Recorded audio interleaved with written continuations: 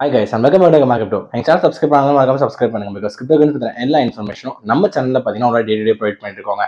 So India finally வந்து பாத்தீங்கன்னா crypto currency வந்து ரெகுலேட் பண்ண போறதா வந்து பாத்தீங்கன்னா ஒரு சுவாரஸ்யமான தகவல் வந்து நம்மளுக்கு கிடைச்சிருக்கு.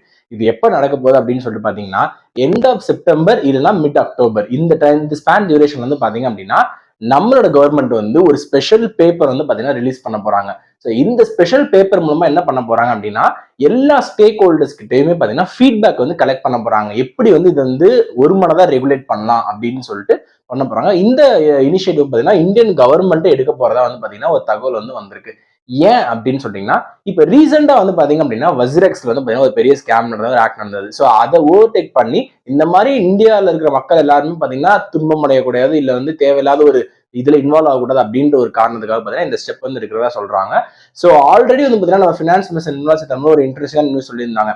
வேர்ல்டு வைடு வந்து பாத்தீங்கன்னா ஒரே ரெகுலேஷன் வந்து கொண்டு வரணும் அப்படின்னு சொல்லிட்டு, பிளஸ் அந்தந்த கண்ட்ரி வந்து பாத்தீங்கன்னா அவங்கவுங்க மக்களுக்கு ஏற்ற மாதிரி ஒரு சில லெஜிஸ்லேஷன்ஸ் வந்து பாத்தீங்கன்னா மாத்திக்கலாம். ஸோ யூனிஃபைடு அப்ரோச்சா வந்து பாத்தீங்கன்னா கிரிப்டோ கரன்சிஸ்க்கு வந்து பாத்தீங்கன்னா இருக்கணும் வேர்ல்டு ஃபுல்லா.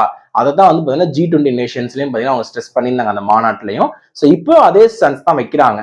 ஸோ நம்ம இந்தியாவை பொறுத்த வரைக்கும் பாத்தீங்க அப்படின்னா ரொம்ப ஸ்ட்ரிஞ்சன்டான லாஸ் வந்து பாத்தீங்கன்னா ஃபாலோ பண்ணிட்டு இருக்காங்க. ஆல்மோஸ்ட் 9 மேஜர் எக்ஸ்சேஞ்சஸ் வந்து பாத்தீங்க அப்படின்னா நம்ம பேன் பண்ணியிருந்தாங்க.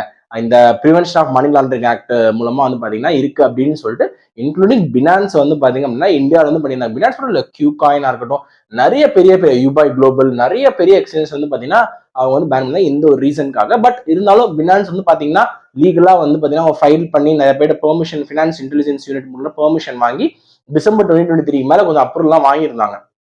பட் ஸ்டில் இந்த பேப்பர் வந்து பாத்தீங்க அப்படின்னா ஃபர்ஸ்ட் டைம் இந்தியா சப்மிட் பண்றதால இந்தியா கிரிப்டோக்கு வந்து பாத்தீங்கன்னா ஒரு கிளாரிட்டி கிடைக்கும் அப்படின்றது எதிர்பார்க்க முடியாது. இந்த கிளாரிட்டி தான் வந்து பாத்தீங்கன்னா இவ்வளவு நாள் இல்லாம இருந்தது.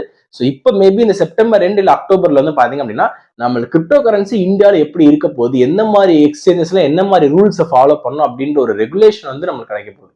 So that is the news that we want to share with you guys today. Hope this will be informative for everyone. So பிடிச்சா லைக் பண்ணுங்க, உங்க ஃப்ரெண்ட்ஸ்க்கும் ஷேர் பண்ணுங்க to know all the interesting news regarding cryptocurrency. Thank you.